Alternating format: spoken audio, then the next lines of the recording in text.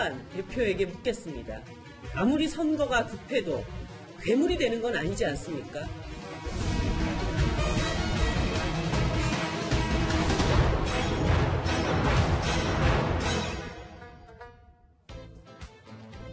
정치 신인 황교안 자유한국당 대표가 3개월 연속 차기 대선 주자 선호도 1위를 기록하면서 범보수층에서 대세론을 굳혀가고 있는 것 같습니다. 이현중 의원님. 네. 자, 황 대표가 처음으로 20%의 지지율로 1위를 기록을 했어요. 주목할 거는 1위와 2위 간의 격차가 굉장히 큰 것 같습니다. 네, 뭐 지금 조사에 사실상 이제 어떤 면에서 보면 큰 의미는 없지만, 네. 그러나 전반적인 좀 추세를 볼 수 있을 것 같습니다. 네, 아마 네. 이제 황교안 대표가 등장하기 이전, 그리고 문재인 대통령 지지도가 높을 때는 이낙연 총리의 지지도가 상당히 높았죠. 그랬죠. 범여권 후보들이 상당히 이제 강세를 나타냈는데, 네. 사실 이제 문재인 대통령 지지도가 좀 떨어지면서 사실 야권 후보들이 상당히 약진하고 있는 그런 양상인데, 더군다나 범야권 후보 같은 경우는 지금 황교안 대표가 상당히 상승세를 타고 있어요. 아무래도 이제 노출도가 높고, 네. 또 이제 어떤 면에서 보면 정치로서는 신인이지 않습니까? 또 신인에 대한 어떤 기대감 이런 것이 있는데, 과연 예전에 이회창, 고건, 반기문 같은 분인들이 될 것인지, 아니면 정말 대권에 갈 것인지, 그건 네. 아직까지 좀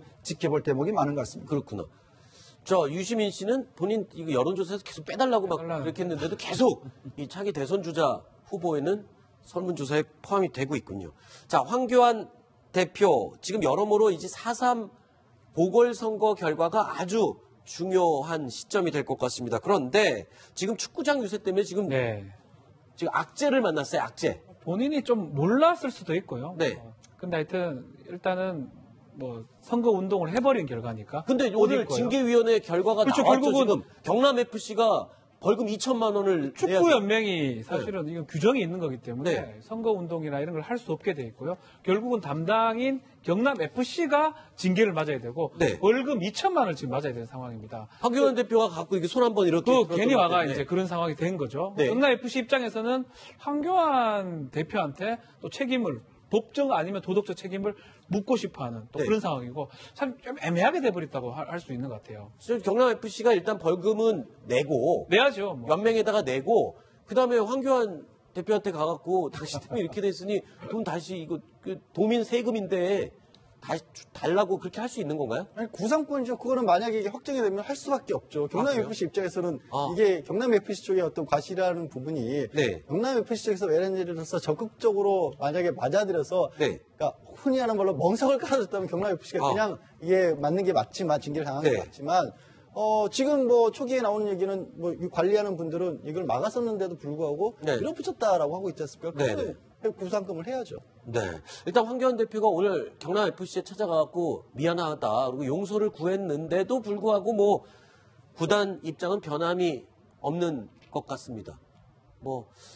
구단 이 팬들 경남 FC 팬들은 지금 굉장히 속이 상할 것 같아요. 그런데 이 축구장 유세 논란이 채 가라앉기도 전에 창원 성산 선거 유세 현장에서 또 다른 논란이 또 터졌습니다. 영상으로 확인해 보시죠. 유세하는 거 보니까 노회찬 정신이라는 거를 자주 이야기하는 것 같습니다. 솔직히 말해서 그렇게 자랑할 바는 못되죠. 무엇 때문에 이 선거가 다시 열리고 있습니까? 돈 받고 스스로 목숨 끊은 분, 그 정신을 이어받아서 다시 정의당 후보가 창원 시민을 대표해서야 되겠습니까? 자, 어제 오후에 있었던 유세 현장 발언인데 깜짝 놀랐습니다. 오세훈 전 서울시장의 이 같은 발언 때문에 정의당 쪽에서는 지금 발칵 뒤집혔습니다. 오 전 시장의 발언은 묵과할 수 없는 고인과 유족에 대한 명예훼손이자 노회찬 전 대표를 그리워하는 창원 성산 시민들에 대한 정치적인 테러입니다. 황교안 대표에게 묻겠습니다.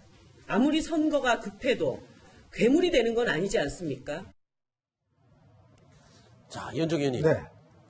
저희가 이렇게 그래픽에는 해놨지만 사실 아까 돈 받고 스스로 목숨을 끊은 분 이런 발언은 좀 너무 지나친 발언이지 않나 싶어요. 사실 우리 정치권에 보면 그동안 돌아가신 분에 대해서 그렇죠. 그나마 그래도 어떤 인정을 해주는 그런 좀 과거 문제에 대해서 좀 덮어주는 그런 관례들이 네. 있었는데 사실 이번 선거에 저는 오세훈 서울시장이 왜 저런 이야기를 했는지 좀 이해가 되지 않습니다. 물론 네. 뭐 지금 자유한국당 내에서는 맞는 말 한 거 아닌가라고 이야기를 하겠지만 네. 그러나 우리 정치권에 룰이 있지 않습니까? 그렇죠. 그래서 서로 넘지 말아야 될 룰이 있는 것인데 저런 이야기를 선거 유세현장가 해버리면서 정치공학적으로는 어떤 면에서 보면 정의당이 상당히 유리한 국면이 됐어요. 왜냐? 네. 사실은요, 이게 이제 그 재보궐선거는 많은 사람이 투표를 하지 않습니다. 네. 결국 이제 강력한 지지자들이 아하. 투표를 하거든요. 네. 그러면 얼마만큼 자기 지지자들을 투표장으로 끌어내느냐. 이게 결집시키느냐. 결국 이제 어떤 면에서 보면 선거의 승패가 있는데 네. 저는 이 반응을 통해서 정의당 지지자나 이분들이 굉장히 투표장으로 많이 나올 가능성도 있어 보여요. 아하. 그러니까 그런 면에 비춰본다면 선거 전략적으로 본다면 오 시장의 발언 자체가 굉장히 저는 패착이었다라는 생각 들고 또 하나는 우리 정치권이 이제 뭔가 정치 공방과 싸우는 건 좋습니다. 네. 그러나 좀 돌아가신 분에 대해서만큼은 좀 네. 덮어두는 것이 하나의 예의가 아닌가 네. 저는 그런 생각이 듭니다. 자, 그런가 하면 축구장 유세 논란에 휩싸인 한국당에서는 정의당도 농구장에서 불법 선거운동한 거 아니냐라는 의혹을 제기했습니다. 이건 또 어떤 얘기일까요? 정의당 여영구 후보의 3월 2일 페이스북을 한번 보십시오. 창원에 있는 농구장에서 기호 5번을 표시한 기호 5번 그리고 여영구 후보의 이름을 든 그런 피켓형의 그러한 것을 설치하고 사실상 선거운동을 한 것입니다.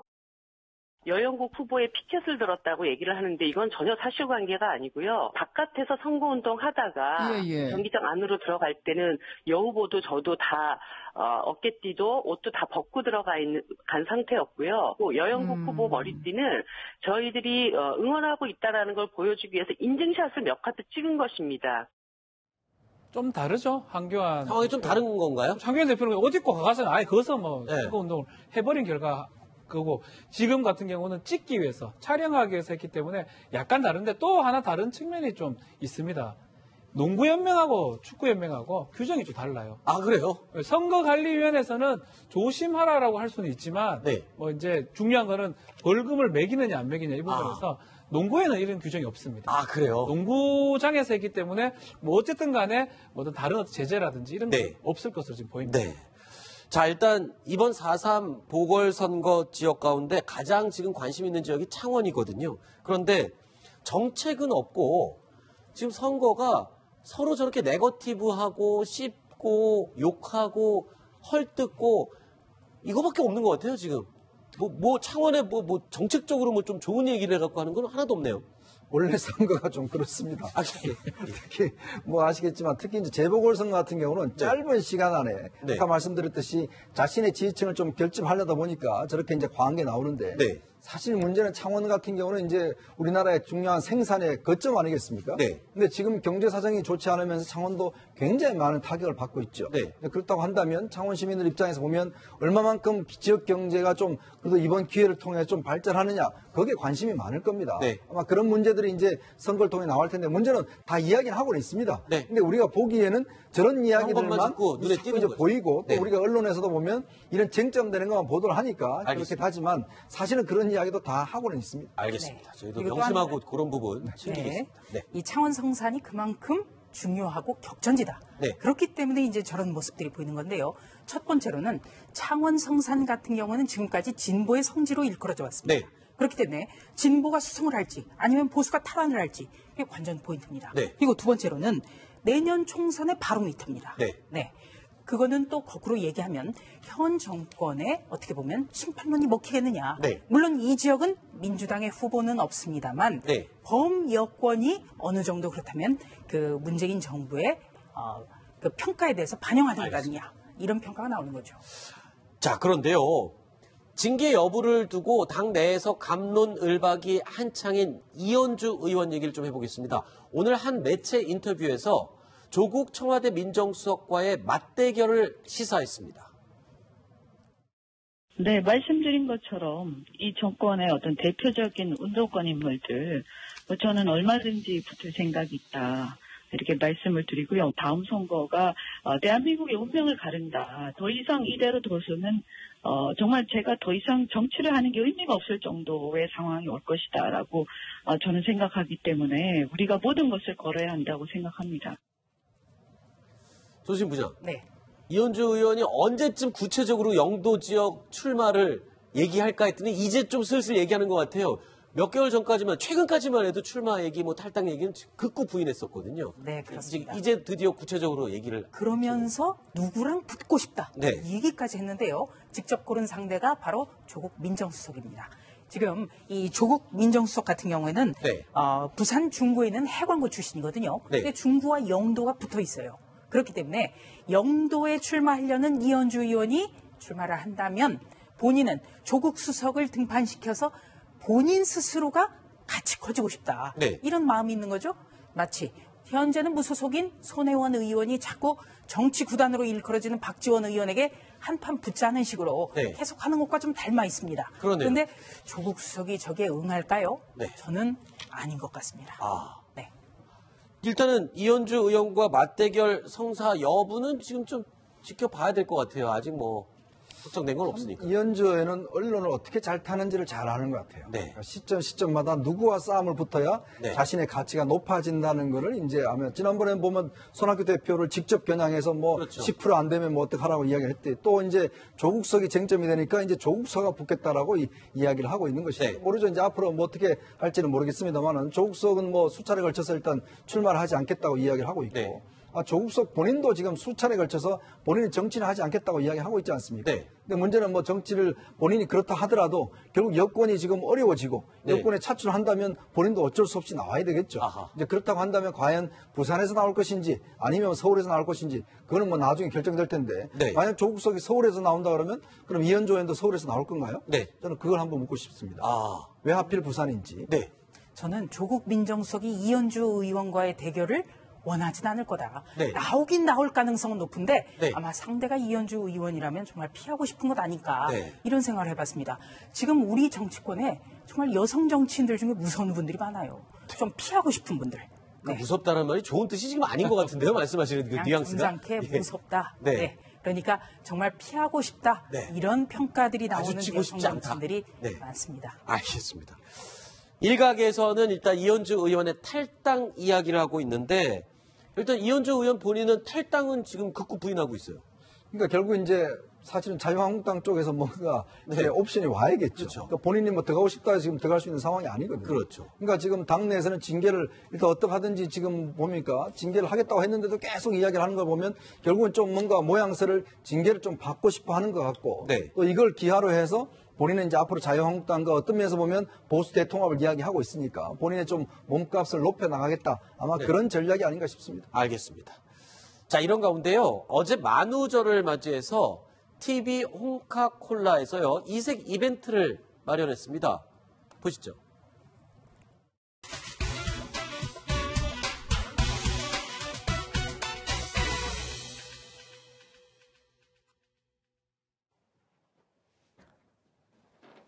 안녕하십니까, 여러분.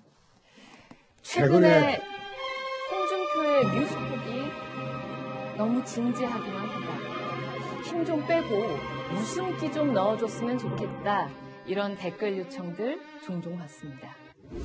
여러분, 그래서 오늘 4월 1일은 특별히 홍준표의 뉴스콕이 아닌 만우절 특집으로 배현진의 뉴스 스웨트로 준비해봤는데요. 어떠세요? 좋으시죠?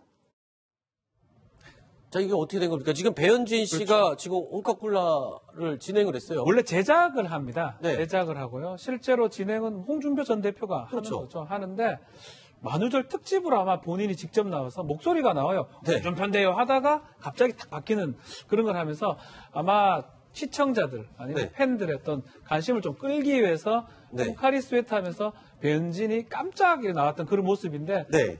뭐 효과가 있었는지 저는 잘 모르겠습니다. 그래요? 깜짝 놀라긴 했습니다. 재밌었대요? 재미는 별로 없는 것 같은데요. 자, 일단 만우절을 맞이해서 일단 배현진 씨에게 이 자리를 홍 대표가 내줬는데 SNS에 글을 남겼어요. 뭐라고 남겼습니까? SNS에다가 홍 대표가. 네. 홍준표 전 대표. 네. 만우절 얘기를 했습니다. 아하. 요즘은 1년 365일이 만우절 같다. 네. 이렇게 얘기를 했고요. 현직 대표죠. 황교안 대표는 692일간의 만우절이다. 네. 그러니까 문재인 대통령 취임 날짜부터 따져서 정말 믿고 싶지 않은 일들이 일어난다는 식의 글을 올렸습니다. 전현직 대표가 의기투합한 모습입니다. 네. 이현정 의원님은 좀 와닿으세요? 이 이런 얘기를 홍 대표가 하는 거에 대해서. 그래서 요즘 이제 홍 대표가 조금 좀 중앙정치 무대에 조금 이제 좀 소외된 감이 없지 않아 있습니다. 많이 밀려난 것 같아요. 특히 황교안 대표 체제가 이제 어느 정도 좀 안정이 되면서 본인의 좀 입지가 없다라는 이야기. 그리고 이제 아마 제가 알기로 일부 중진들이 홍 대표에게 좀 이제 막말 좀 그만하고 홍 대표 좀 도와야 된다. 그래야지만이 좀 이 공간이 생기는 거 아닌가 이런 조언도 했다라는 이야기를 좀 들었습니다. 아마 그런 상황이라면 아마 홍준표 대표도 이번 선거 끝나면 본인이 아마 이제 계속 저렇게 유튜브 방송만 할 수 없을 겁니다. 앞으로 뭔가 정책 영향을 하려면 이제 또 당에 와서 뭔가 일은 해야 될 거고 황교안 대표가 어떤 역할을 또 줄지 그것도 좀 관심 포인트입니다. 근데 보면은 유튜브 쪽에 열심히 하시는 분들이 거기 아주 재미를 느끼시는 것 같아요. 근데 특징이 뭐냐면 유튜브에 막 빠져드는 분들이 이 중앙에서 좀 약간 서서히 멀어지고 잊혀지는 그런 결과가 나오는 것 같은데 저만 그렇게 느낀 거예요? 양지열 변호사님은 그런 생각 안 드셨어요? 아니 뭐 아무래도 대한매체라는 이름이 있지 않을까. 그러니까 물론 유튜브가 새로운 매체이기도 하고 많은 사람들이 찾고 좋아하지만 그러나 중심이 있고 그 대안이 있는 건데 그러니까 대안 쪽에도 추진을 하게 되면 중심으로부터 멀어지는 건 자연스러운 원리이죠. 게다가 홍준표 전 대표가 기대하셨던 것보다는 황교안 대표가 지금으로서는 잘 당을 장악하고 있는 것처럼 보이니까 그래서 이제 저렇게 하신 게 아닌가 싶습니다. 알겠습니다. 박지원 의원이 이런 얘기를 한 적이 있습니다. 페이스북 좋아하는 사람은 페이스북을 하고 유튜브 좋아하는 사람은 유튜브를 하는데 그 세계 안에 갇혀서 그 세계 안에서 일어나는 일이 마치 사실인 것 같이 믿으면 큰일 난다. 그렇죠. 네. 제가 약간 그 얘기를 하고 싶었는데 표현을 잘 못한 것 같습니다. 감사합니다. 자, 다음 순위로 이어가겠습니다. 8번째 이야기 오늘 저희가 5위로 꼽은 소식 준비되어 있습니다. 만나보시죠.